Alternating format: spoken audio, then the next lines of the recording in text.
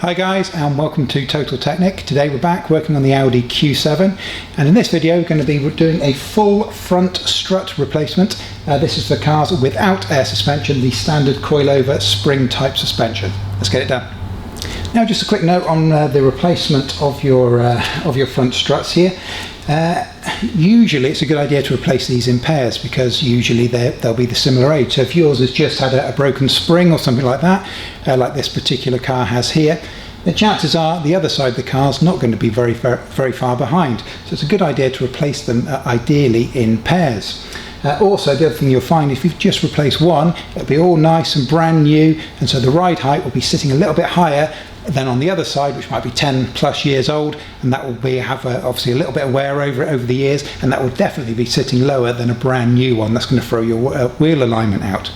So it's a good idea always to try and replace these in pairs. Now there's a couple of things you're definitely going to need to be able to do this job successfully. First obviously is going to be your replacement struts. These can be bought fairly inexpensively for non-genuine ones. We'll add some links for you directly to some of the best value ones available on Amazon, so please be sure to go down in the descriptive text and check out those links.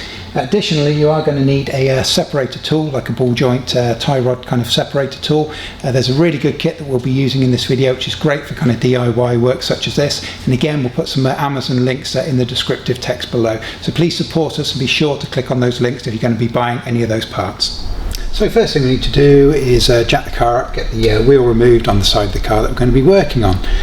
One very important thing when you're doing these struts, as you'll see further down the process, it's actually quite useful if you can jack up both sides of the car, or ideally put it on jack stands, one on either side of the car, so you've got the entire front of the car lifted up. Now the reason why it's a good idea to lift the entire front of the car, i.e. both sides, even if you're replacing the strut only on the one side, is as you'll see as we get a bit further into the video, we're going to be disconnecting the drive shaft on the side that we're working on.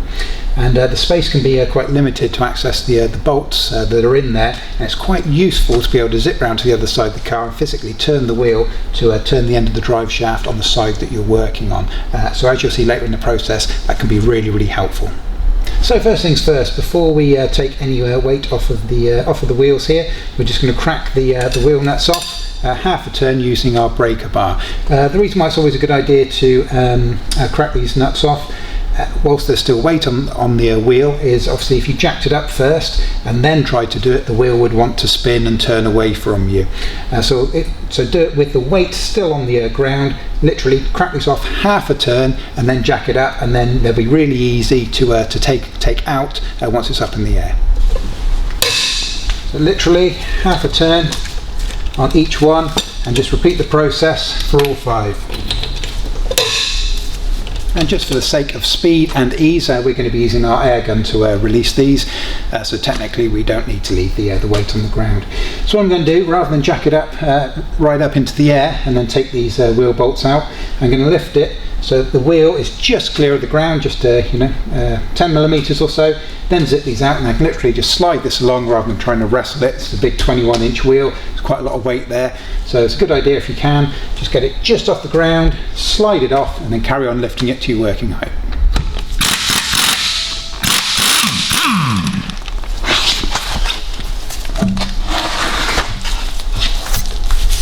Okay, so to give ourselves a bit of a head start with some of the connections we're going to be disconnecting today, what we're going to do is we're going to clean them up, especially the threads, and then we're going to put some penetration fluid right at the very beginning of the job, so that penetration fluid has got a good amount of time to hopefully soak in and make the removal that little bit easier. So there's a few little bits that we're going to clean up and get penetration fluid on. The first one is going to be this nut right here at the end of the upper suspension arm. Additionally, we've got these 4 small nuts just up here where the strut attaches into this top mount. And next you've got these 6 bolts that pass through the drive shaft right here, so we can do the same thing with those. So then on the anti-roll bar here on the bottom of the link, you've got a bolt that passes through here as well, so clean up the nut end at the rear there. And then finally on the tie rod here, you've got this one that passes through, got a big nut on the bottom there.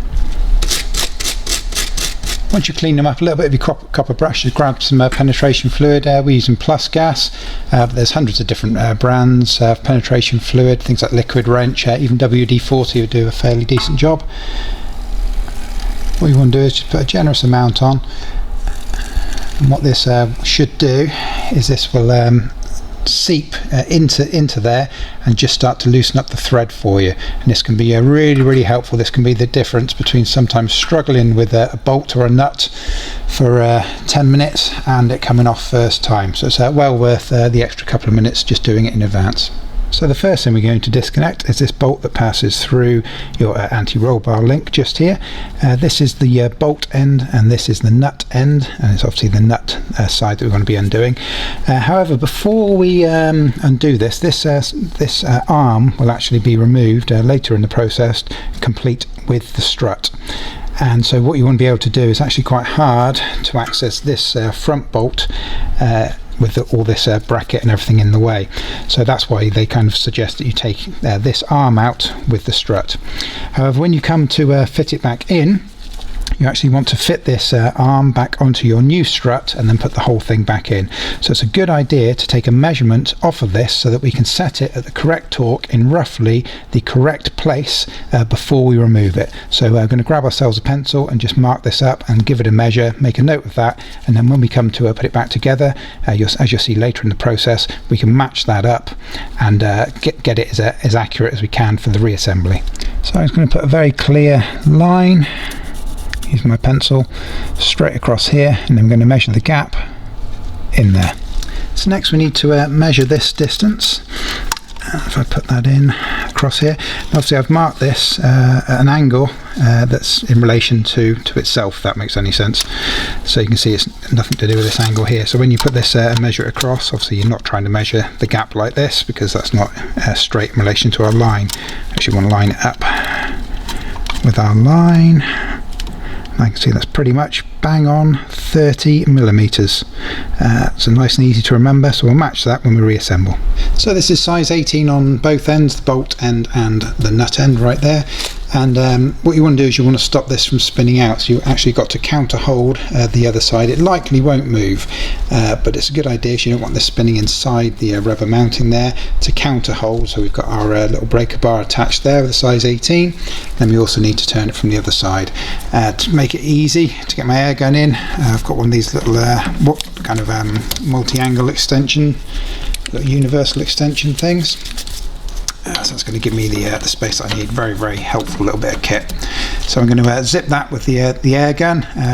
Alternatively, you'd have to do that with a manual wrench, but remember it must be counter held on the opposite side.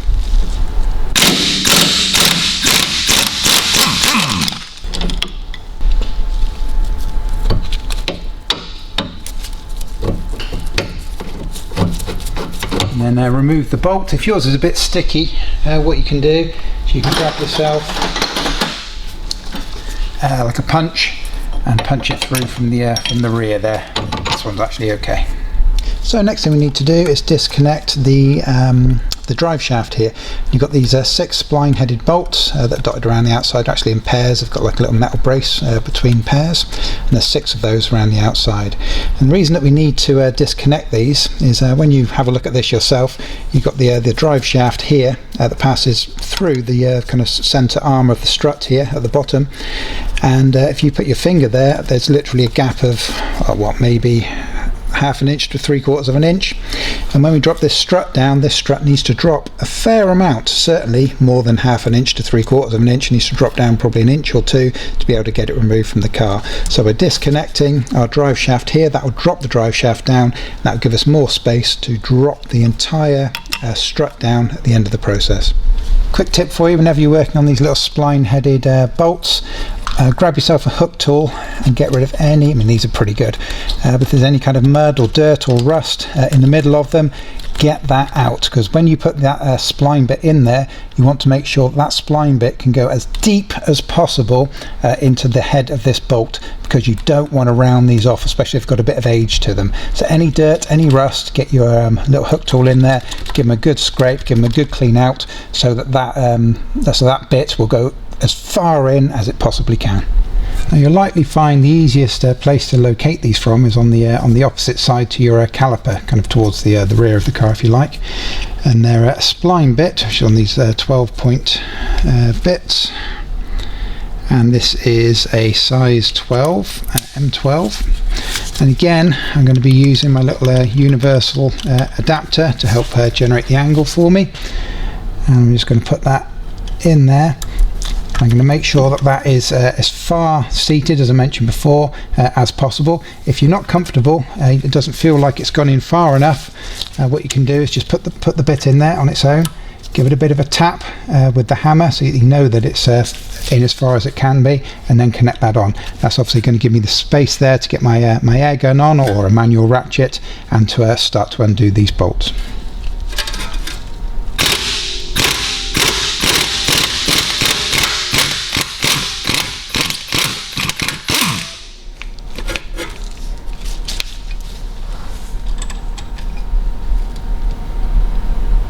As mentioned right at the start of the video, this is where it comes in handy to be able to rotate this drive shaft, because obviously you're not going to get your tool in all the various different angles, so we need to rotate this round to give us good access. So for this next bolt, it would be ideal if we could get it in the same position as this, and then likewise obviously continue to bring these round, so we're always removing each of the bolts from the same spot each time. So let's have a look at the process of doing that.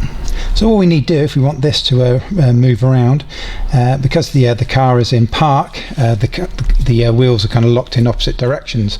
So what you can do is we can go around to the opposite side of the car, literally turn that wheel, and this will turn this around. So what you want to do is turn it around just a little bit so it comes down to this approximate position. If you get a feel for kind of how much you have to turn that wheel to get it into the right position, then by the time you've got to your 4th, 5th and 6th one, you'll know exactly how much to turn it, and you'll get a perfect space each time. And obviously we just need to repeat this process for all 6 of these, rotating this for the best access you can, and get all 6 removed.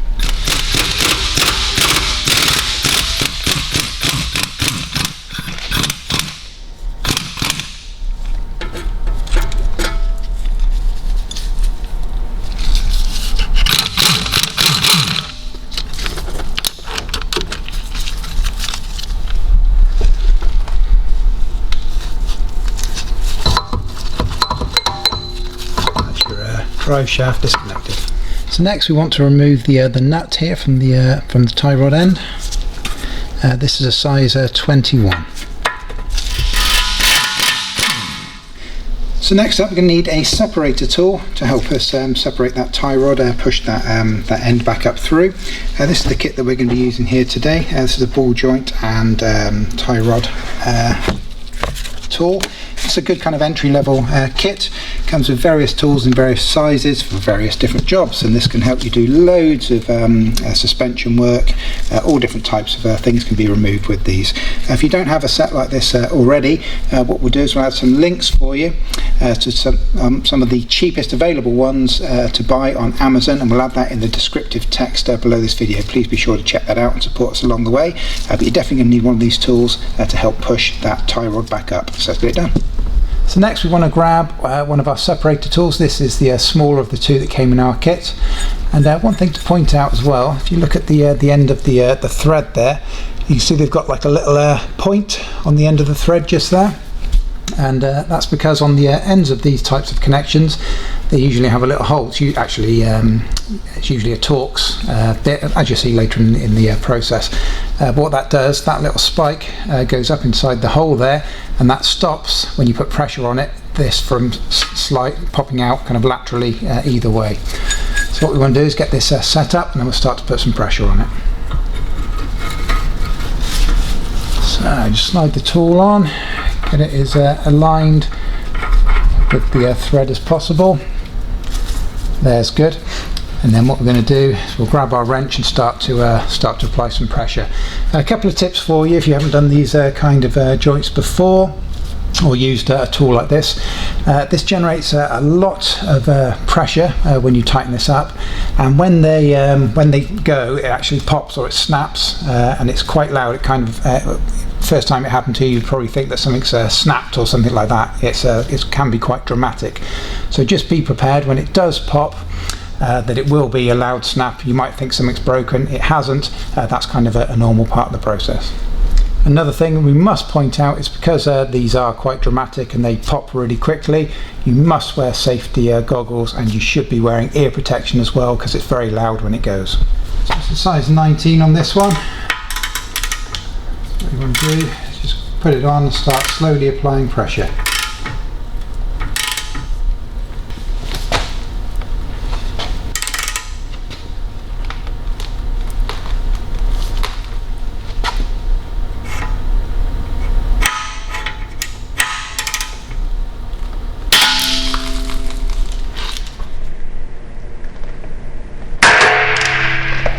So there you go, you saw the tool popped when it had enough pressure on it. You probably saw the camera person jump out of their skin as well, but there it is. So you can see that's released, so you can just pop that up now, torch a little bit, and that's that completely done. So another quick tip just before we move on, because we're going to be doing another one of these connections on the upper suspension arm as well. Now don't be tempted, you know, if you put that tool on it and you crank it on and it still doesn't pop, don't be tempted to then take the tool off and start hammering. Just imagine this is back in the hole here, and then grab your sledgehammer or your lump hammer and start hammering at the bottom here to try and get it to pop off that way. Do not be tempted to do that. The reason being is if you do that, there's a good chance that you could deform the thread at the bottom here. So obviously where your nut's going to go back onto, and you may struggle to get that nut back on. And additionally, as I mentioned before, in the bottom there's usually a torque, sometimes a hex hole in the bottom that allows you to counter hold. Again, we may be looking at that later in the process as well, and you can deform that as well.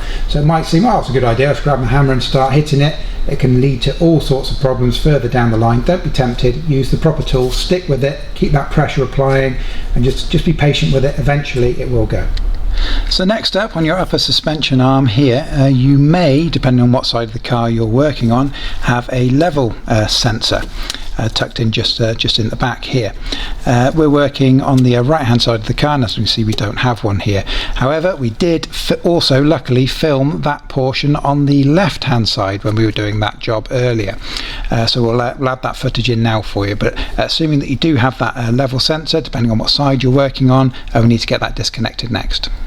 Okay, so next up you want to check your upper suspension arm here and check if you've got a level sensor attached. That's that little kind of plastic arm that you can see just here, and if you have, we need to get that detached. And what you need to do to get this removed, you actually need to remove this little nut just on the tip of my finger just here, which is on the inside, kind of the strut side. So that's what we want to get detached next. So what's quite annoying with these, you'll probably find when you start undoing it, it might well spin. Now what you want to do is grab yourself a size 10 spanner to attack the little nut on the end there, but also right in the middle here is a little point where you can actually hold it, and that's a size 9, but unfortunately it's very thin, which is great if you've got one of these super thin spanner sets such as this one here. These are really useful. Again, we'll add a link for some cheap ones on Amazon for you. Hopefully you won't have to buy these, but what you'll probably find is, we'll try it in a second, when you do this, this whole thing will just turn, so you're going to need something to get in there and kind of counter hold it in the middle, and it's probably just that little bit too thin to get a standard spanner in there. Okay, so let's have a look. Yeah, see the whole thing wants to turn, so we are going to have to counter hold that.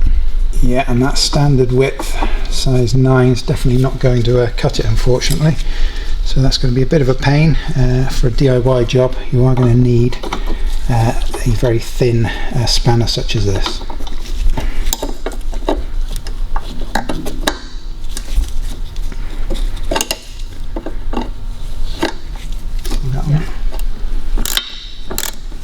So I've just swapped over to my little 1/4 inch ratchet, just a little bit easier.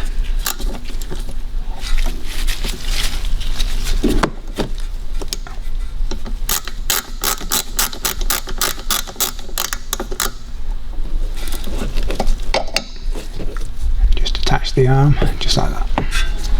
So next up, we've got this cable that passes down just here into our brake pad sensor connector just at the bottom there, and there's a couple of points here where we want to remove it from the bracket.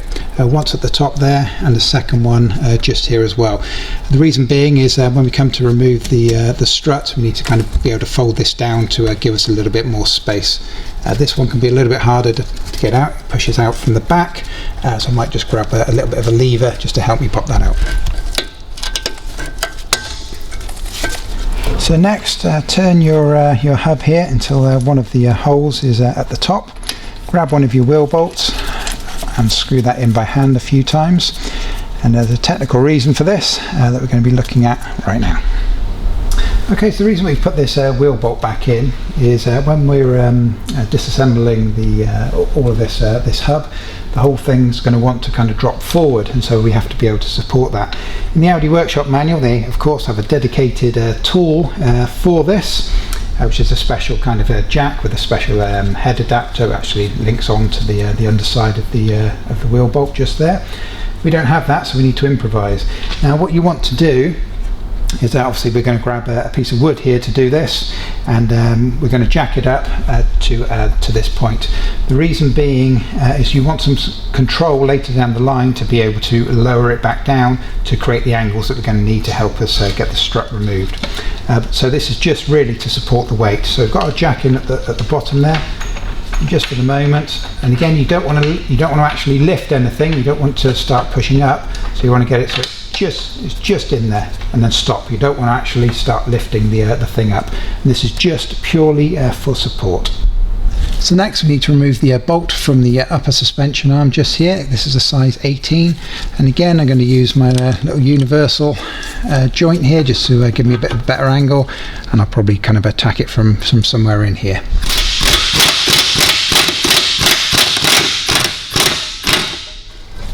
So now I want to grab the separator tool. This time we're using the larger one from the kit. Exactly as before, get the little spike into the end of the thread, and then start to slowly apply your pressure, just like we did on the lower joint.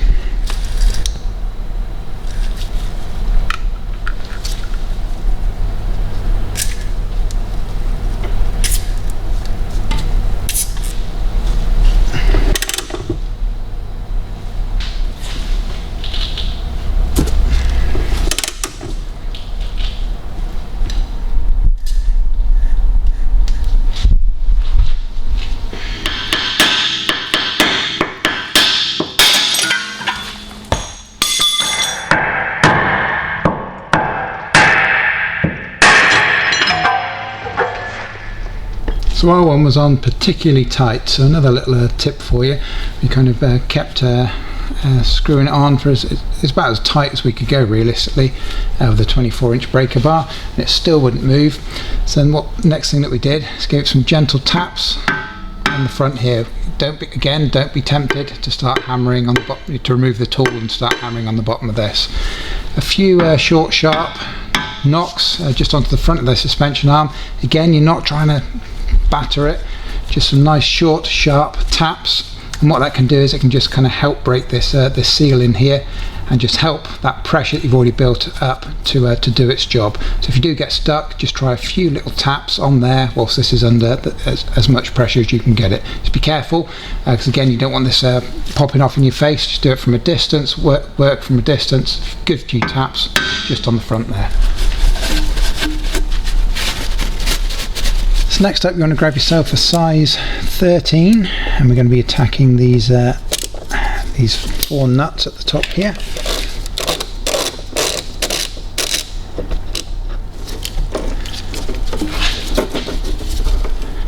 And once you've got your nut free, just go back up, just give it a couple of little turns back on by hand, just like so. So obviously we don't want this whole thing to drop down without our control. So we're just going to remove all 4, then just put a couple back on, just so it holds it in place. Nothing's going to fall further than you want it to until we're ready to do that. Okay, so next we're going to be removing this long bolt that passes through the forked arm on the bottom of the strut right here. This is the nut end, and that's a size 21. So we're going to get our air gun on that, and on the opposite side here also a 21. This is the bolt side, and again we need to counter hold this.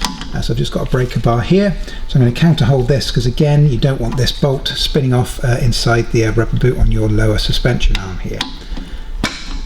So I'm just going to lock that in place, counter hold here and undo on this side.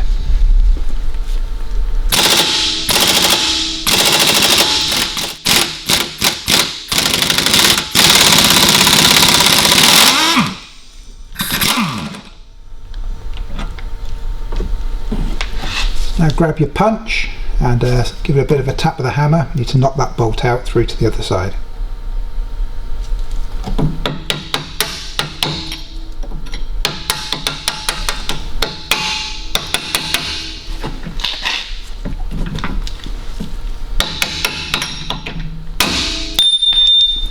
So with our lower bolt removed, you can see we've got plenty of movement in the strut. He's a little bit stuck in at the top. They've got like inside here, they've got like a rubber mount in the top that sits up inside this section, so sometimes they can get a little bit stuck. You see we've got a nice gap here on all 4 of our screws, on our nuts there, sorry, so that's not holding it in. So I'm just going to get a little bit of a pry bar and just kind of break the seal at the top here.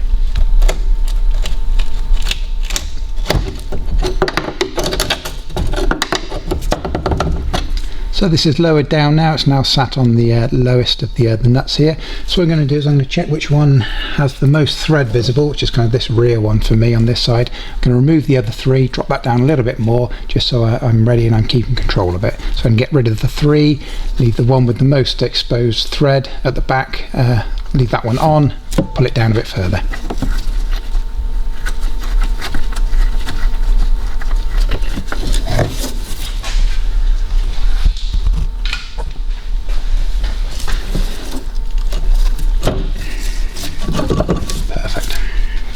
So now we're going to have a little bit of a consideration about what it is that we need to do with our kind of wheel assembly here, our caliper and our disc, etc.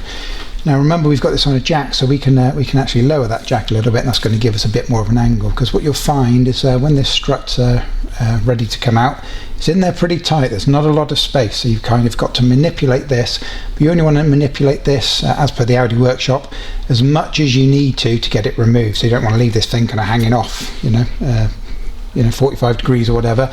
You want to move it just enough to be able to get it out. So you are going to have to manipulate this. We are going to have to definitely lean this forward, and so that's why having that that kind of space on that jack will hopefully allow us to get enough space so that we can open that gap up just enough to get that strut out.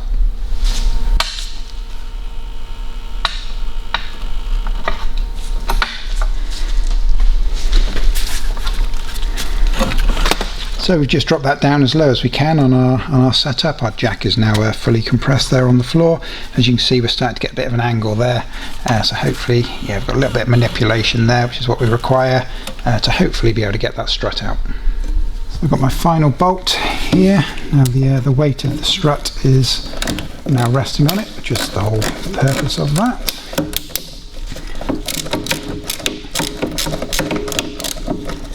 I'm holding it with the other hand just in case it wants to drop. It's not going to fall very far. There we go. And that's it. That's perfect. So for this suspension arm to be removed, obviously we can't remove it through this side because we have this brake line across here, but we can remove on this side, because remember we disconnected the electrical sensor cable earlier on. But before we can kind of get it out on this side, what we need to do, obviously we've got this suspension arm in the way, so we're going to draw this forward and we're going to need to manually lift that up and try and kind of wrestle the suspension arm over the top of the mount. So remember, when you're doing this, obviously we're trying to bring it to this side of this pin right here.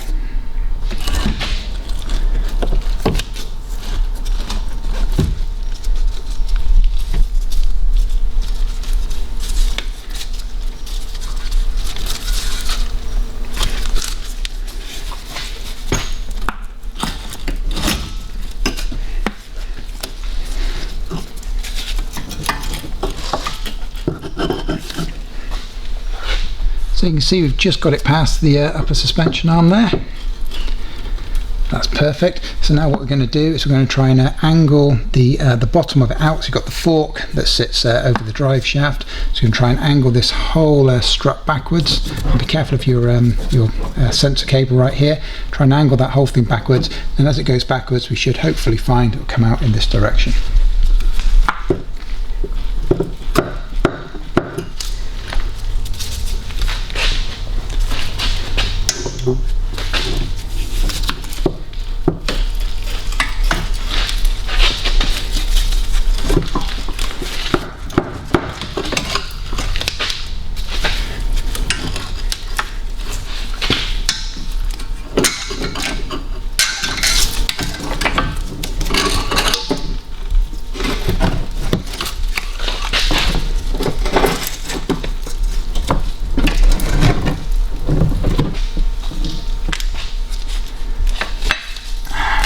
As you can see, there's the old strut removed. Okay, a couple of quick tips for you for manipulating this this strut to get it out. What you find is when it drops down and it sits in behind your upright here, it kind of twists itself. So the two arms that are sitting either side of your drive shaft won't be parallel in relation to the lower suspension arm. So if you look at it, go, oh yeah, if I want to put that bolt back in, that bolt would never go through. So what you've got to do is actually you've got to twist the whole of the strut assembly so that it's back nice and straight. So obviously when it's got that twist on, then it's you've got something that's dragging, that's kind of locked in. Turn it back so it's parallel with that lower suspension arm, and then it should start to lift off fairly easily. So what you want to do is twist that whole thing, get those like I say, get those two arms straight. Then you can manipulate this over to one side and then start to draw it out. So you kind of got to twist it straight and then bring it up and over. So let's have a quick look at our replacement strut here. This brand is FCS Auto, so obviously this is a non-genuine part.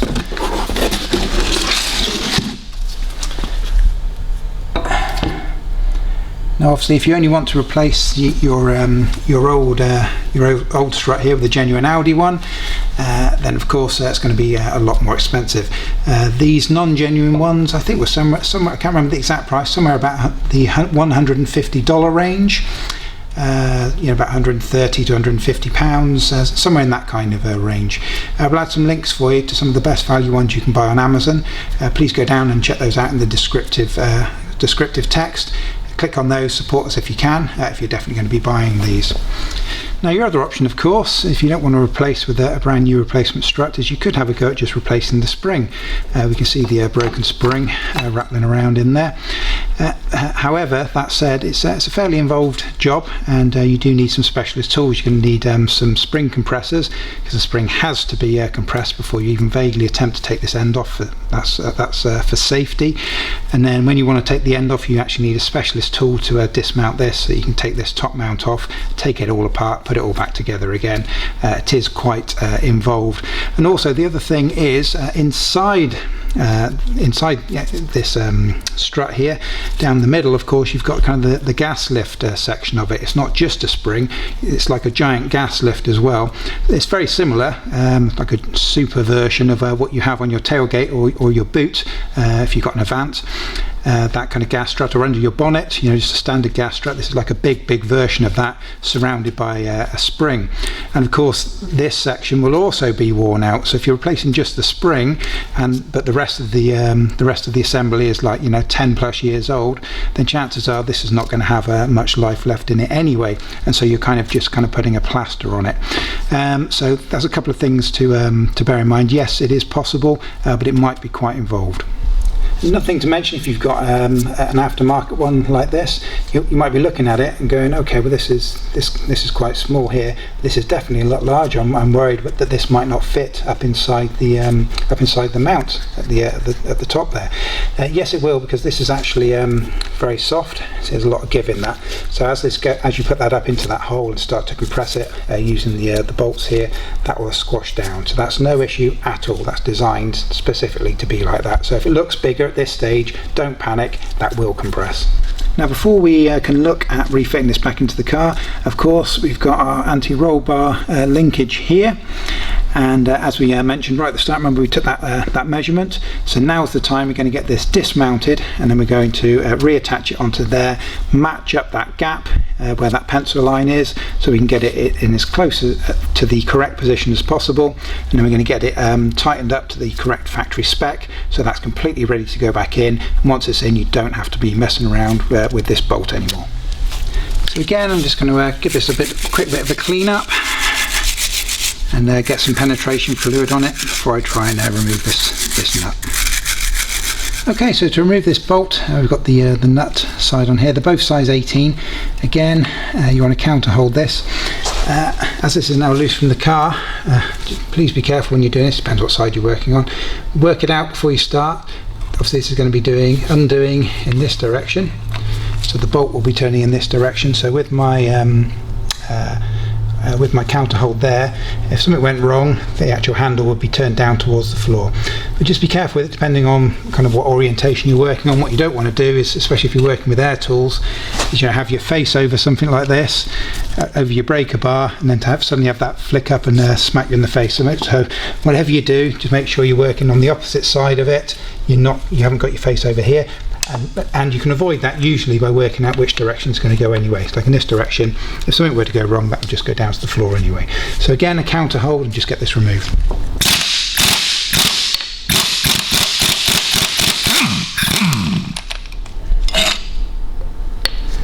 So now we can start to reassemble.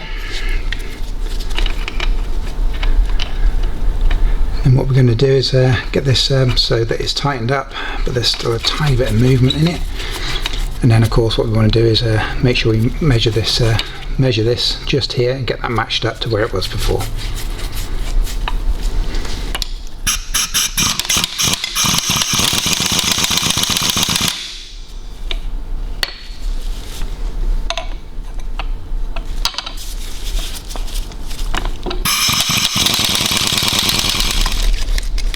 Okay, so we can see we're not quite in the right place yet, so I'm just going to slacken that off, reposition it until I get that 3 centimeter gap correct.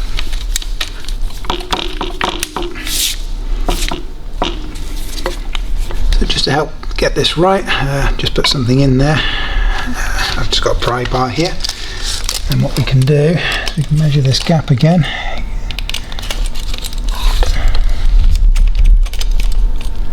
Quite there, and I can move my breaker bar, my little pry bar there, so I get the measurement that I want, around 3 centimeters. That's perfect.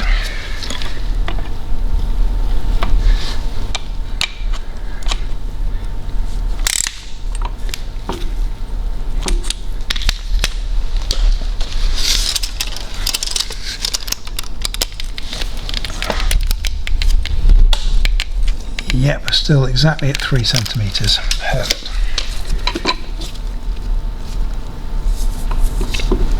And the key to getting this tightened up is not to let your counter side move. If that moves, this suspension arm will move. But if you hold this nice and tight, you should find that you can tighten up the nut side without this moving.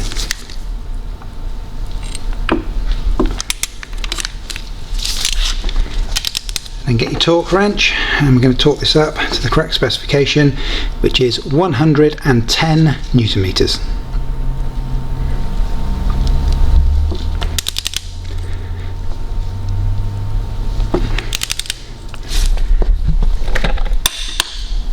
So there we have it. Now, as per the Audi official workshop manual, all you do is you repeat in the reverse to refit it. So there we go. Thanks. I was only joking, guys. Don't worry, we are going to show you the full refitting of this. The Audi workshop manual doesn't, but we're going to. So let's get it done. So for the reinstallation, remember when you're offering this up, this is all a game of angles. So we're going to make sure that our cable is safely out of the way. We're going to place the bottom of that strut down through that gap and then drop it down so that the forks are going to sit either side of our drive shaft, just in there. And then we may well need to wrestle with this just like we did before. Just be patient with it, don't force it, because that's when you can damage things. Nice and slowly, it should go in.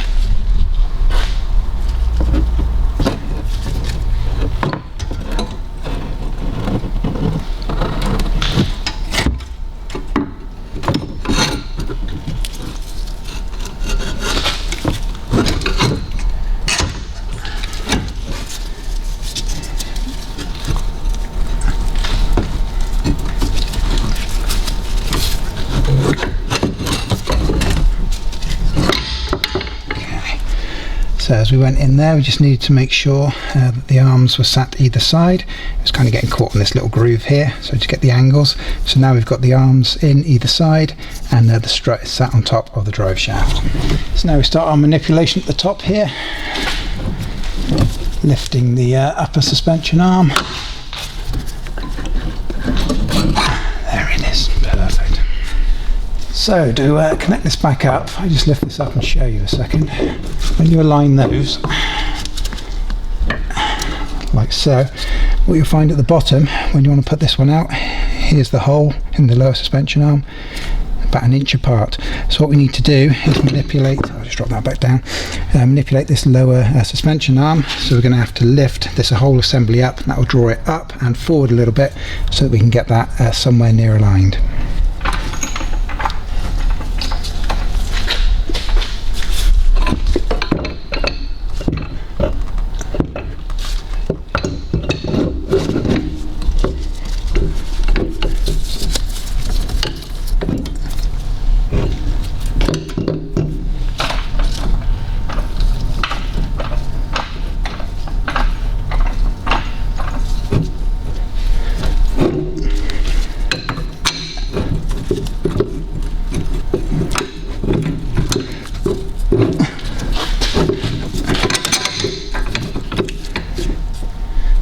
Get that bolt in there as far as we can.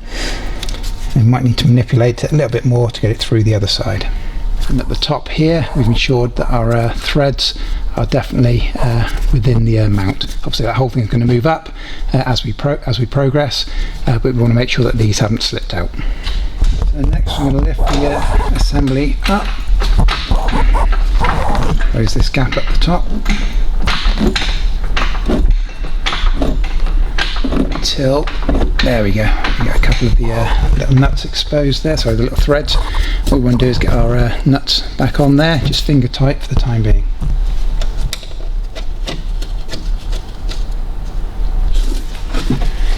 Need a little bit of space for manipulation. You can just slacken these off a little bit, so you've got a little bit of space to move up and down. I'm just going to lower it back down a little bit.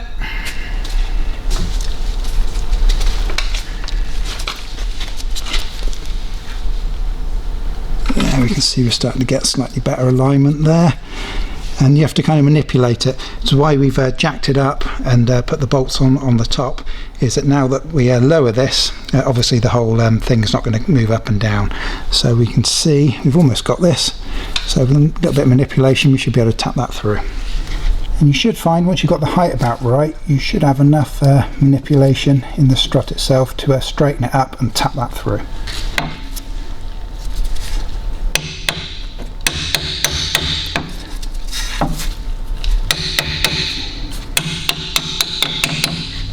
Now of course this one's going to need torquing up to the correct specification. I'm going to do that a little bit later in the process, just in case we need a little bit of manipulation on it. So I'm just going to put the nut back on, but just leave it there loose so it can't move or go anywhere. So next up we're going to be doing these nuts up, which in turn will help close this gap up at the top. When you're doing these nuts up, obviously there's 4 of them there, don't do them in a circle, so don't do that one, that one, that one, and then the other one. Do them direct opposite. So if you start on this one right here, then do the one on the opposite corner. Then once that one's done, come to this one and then do the one on the opposite corner right at the back there. That'll help draw this gap closed more evenly. And also when you're doing these up, what you don't want to do is like fully tighten this, because there's quite a big gap here. You don't want to fully tighten this front one up, get rid of that gap completely, and then try and go to the rear and then close that up completely. You're going to do it in kind of 2 or 3 sets if you like. So you're probably going to get that about halfway, and then go to that one halfway, and the rear one halfway, and then repeat it, and you'll close that gap up over kind of 2 or 3 tries. So these are all done up nice and snug now, so you completely close that gap at the top. So next we want to grab our torque wrench, and we're going to torque this up to factory spec of 30 Newton meters. So next up we're going to be reattaching the upper suspension arm to your upright. And quick note on the bottom here, it may not look like it, you may have to give it a good clean out with the hook tool like we've just done. It's a Torx size 40, and we may need to use this to counter hold, so it's a good idea once you've got good access to it before it's all through here, just give it a good clean out so that you can get your Torx size 40 nice and deep into the bottom there if we require that as we move on through the process.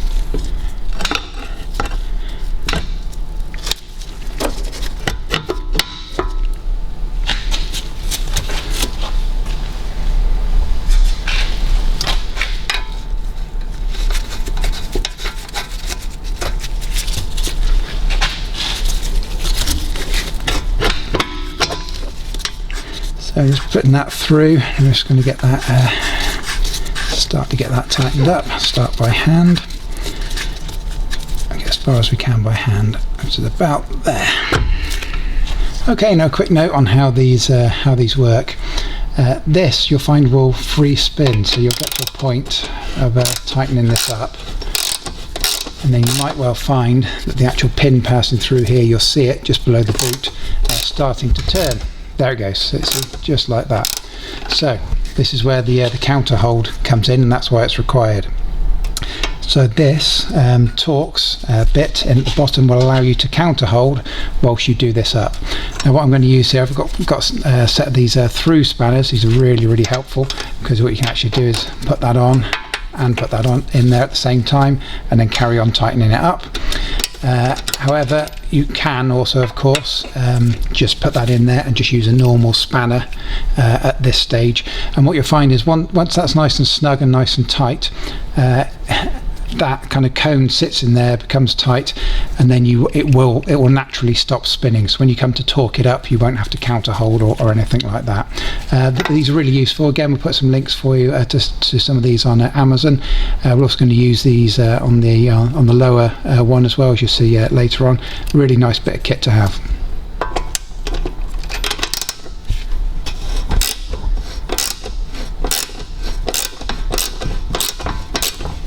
And we'll just pop these sensor cables back into their little brackets. One there, one there. So next up, we're going to be looking at the tie rod again. These, again, this is a Torx, but they tend to get so much dirt and rubbish in there. I'm going to give this a good clean out, and then again make sure that the bit actually fits in there and goes nice and deep, so that you're able to counter hold if required. So now just feed this back through the hole.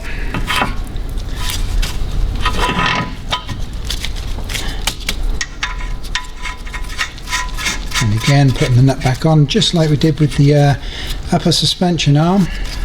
Again, you may need to counter hold this until it gets fairly snug. You can do that with your Torx from underneath and using a standard spanner, or you can use the special clear head spanners, the go through spanners, which is what we're going to use now.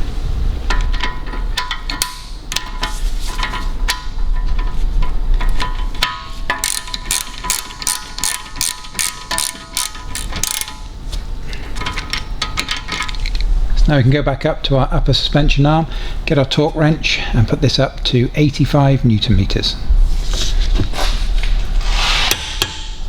And again, end of the tie rod, this is 90 Newton meters.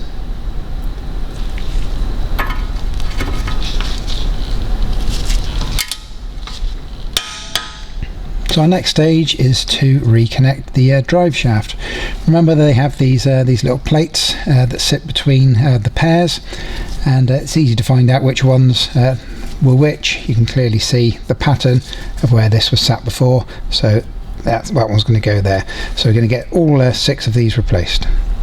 So we've got our first bolt in there, and you may struggle to get it lined up perfectly. If you do, you can go around to the other side and again turn your whole wheel just a small fraction in whichever direction you want it to turn on this side, just so you can get that alignment absolutely perfect. So if it's not aligned currently, don't panic, go around to the other side, a little bit of a turn on the wheel, and then eventually you'll manage to get that started. There's our first one, just started. There can be a bit of a fiddle to get the alignment right. Obviously once you've got your alignment right on the first one, the rest become a lot easier. So I'm not going to tighten it up too much. And I'm just going to repeat that, and again we can spin the wheel on the other side to find a nice easy place to put these in as we go. So So I've now got all 6 just semi-tightened up. So what I'm going to do now on this final one, let's get that nice and snug.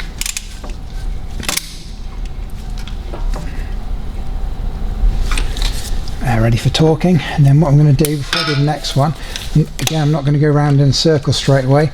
What I want to do is attack the one that's on the directly opposite side rather than going around in a circle, so that we pull those 2 faces together evenly. Once you've pulled it together from both sides, then you can go around in a circle if it's the most convenient by turning the wheel on the other side and doing them one by one. So now we need to get the torque wrench onto these and torque them up to the correct spec. Now there's 2 specs depending on the size of these. Ours were M12, we needed an M12 spline bit to fit that, and on the M12 it's 90 Newton meters plus an additional 90-degree turn. If yours are M10 and you have the slightly smaller ones, then those are 50 Newton meters also plus a 90-degree turn. Another quick tip for you when you're coming to torquing up these little bolts here on your drive shaft is, again, you're going to want to find a position where it's comfortable and you can actually get enough space on the torque wrench to get the correct torque spec. Now once you found that place, you ideally want to do all 6 of them in the same place. So what you can do is, again, you can either use the wheel on the other side or you can use the rotor or the disc on this side. As you see, as I turn that, you can turn it around and just do one at a time. So if if your space was here and you were torquing them all from this space, do that one, turn it around, do that one, turn it around, etc. However, one problem that will throw up is we're going to quite a high torque, 90 Newton meters here. So when you put the torque wrench on there and start to do it, it will naturally want to start to turn this, and so what we can do is actually jam the hub here, stop that from moving, and that will allow you to torque these up properly. So what you can do is, if you get one of your wheel bolt holes here roughly central in relation to the caliper, put a screwdriver through it, and I'll show you in a second where that comes through on the back, but as you turn and come down, that will actually jam against the bracket of your caliper there, and then as you are torquing up the bolts at the back, this won't be able to move anymore. And then obviously you can so you're going to find your position on the back that you're happy with, do that one, and then release it again, remove your screwdriver, turn the next hole to roughly the center of the caliper, put that in, feed that down until it locks, do the next one, etc. So that's a kind of an easy kind of one-man way to kind of do this job. So here's your screwdriver passing through, and as we rotate, you see it will jam against the bracket, the caliper bracket just down there. And then your next stage is you need to grab your breaker bar, get that in there, and you're going to need to turn this an additional 90 degrees to meet the Audi factory spec.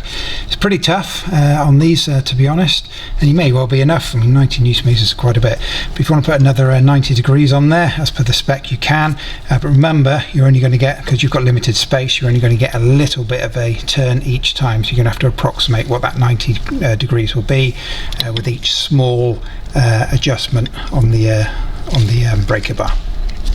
So next we've got this little link here, attaches to the anti-roll bar. This is the one that we attached onto our strut. We've got the alignment pretty much perfect, which is good news.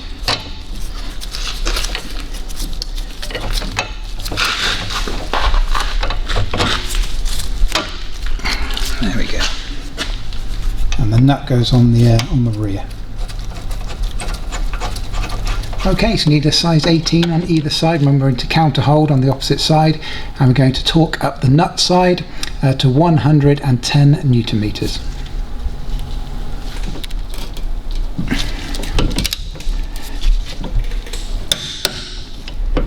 And last of all, going back to our big bolt across the bottom of the strut just here. Remember to counter hold, they're both size 21s.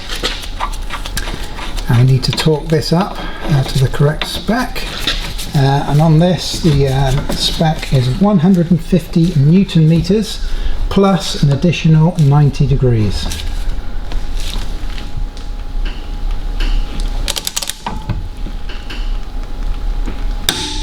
And then once you're up to the correct torque on the Newton meters, you need to turn it an additional 90 degrees. So that's literally a quarter of a circle.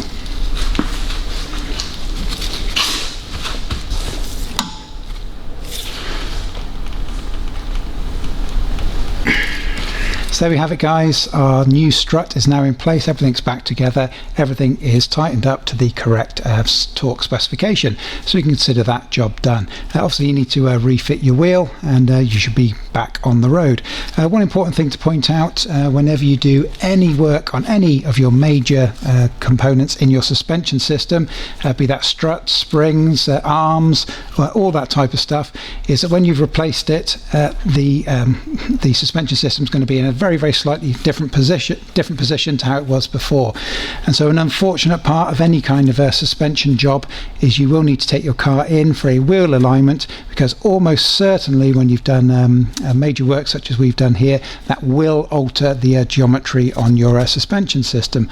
And you may well find that the car is pulling slightly to one side or slightly to the other side, or worse than that is you may as well get uneven tyre wear. So as part of this job, unfortunately, you should take your car in and make sure you get a wheel alignment done to make sure these are all set up correctly, stop your car veering, and make sure that you save your tyres. So we hope this video has been helpful for you. If it has, can we ask something in return? Please be sure to, at the very least, hit that like button for us. And if you could hit subscribe, it really does help us out. Be sure to check out our website as well, totaltechnik.com. We have literally hundreds more Audi and VW DIY videos waiting for you to check out. Thanks for watching, guys. We will see you again.